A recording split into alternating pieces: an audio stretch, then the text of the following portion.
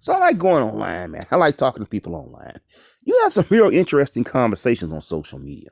It's a way of reaching out to people who you would never see in real life, okay? I know somebody goes, well, why don't you just talk to people in real life?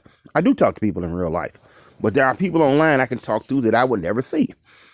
Unfortunately, some of these conversations become disrespectful. There's a lot of us that don't know how to disagree without being disagreeable. But anyways, okay.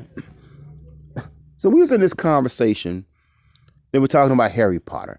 Now, so they were saying that this guy was saying that his parents thought that Harry Potter was demonic and wouldn't let him read those books when he was younger. Now I don't know. I've never read Harry Potter, so I can't say.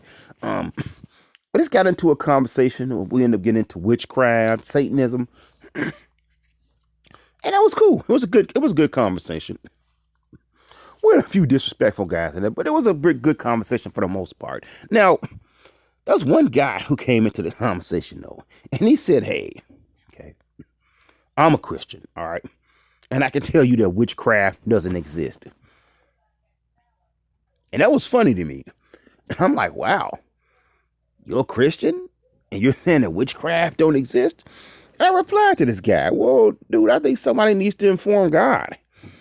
Okay, because God seems to think witchcraft does exist. Okay, matter of fact, there are tons of verses in the Bible talking about witchcraft, sorcery, talking to mediums. Okay, different witchcraft tools.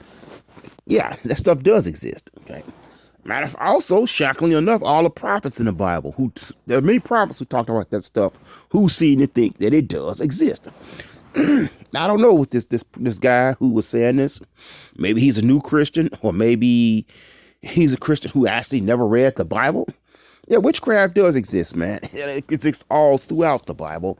It says in the Bible that God hates witchcraft. He hates sorcery.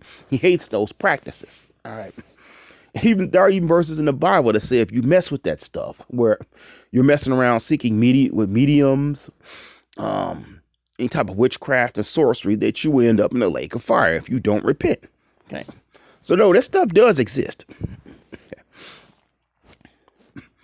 Witchcraft basically is a method of seeking knowledge and getting answers and going around God. You don't have to deal with the creator of the universe. Okay. You don't have to deal with Yahweh. You don't have to deal with the creator of the universe. You can go around him and seek that knowledge elsewhere. Now, the problem is, where you getting this knowledge from? Okay. You're getting this knowledge from demons. That's where that knowledge is coming from. Okay. And that's why it's a sin. And, you know, it's a lot of different things I can get into about that subject. But basically, I just want to address the individual that somehow the Bible, you know, somehow that witchcraft doesn't exist. And it was like, wow, you're a Christian saying this? You don't see when Saul went there to a medium to try and go get a medium to bring up someone for him to talk to? You don't see where all these, you know, Saul was, you know, all these people were going against witchcraft and sorcery in the Bible. The Bible talks about this constantly. Yeah.